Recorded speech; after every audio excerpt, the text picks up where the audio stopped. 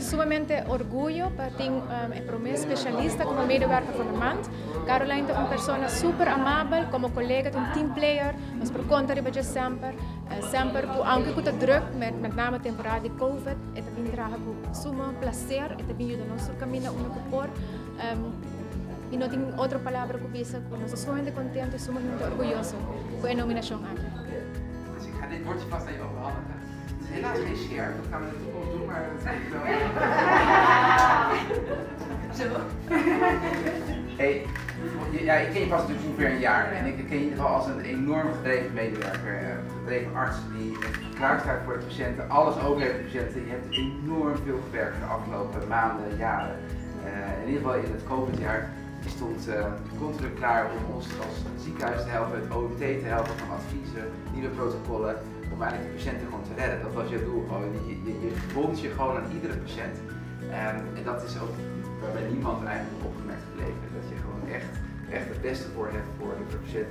Soms ook ten koste van jezelf.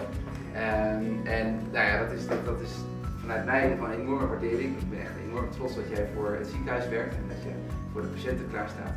En dat je in ieder geval het beste laat zien wat in ieder geval in jou zit. En dat je in ieder geval continu nog wil verbeteren en laten leren. Anto Caroline é minha colega. Nós trabajamos juntos de uma maneira, junto com o COVID, junto com o OMT. E o que é bom de Caroline é que sempre tem paciência, nunca está enojada, nooit boos. E sempre está claro para ajudar o paciente sempre promete. Kita ainda em choque contigo, me não verwacht is aqui at all.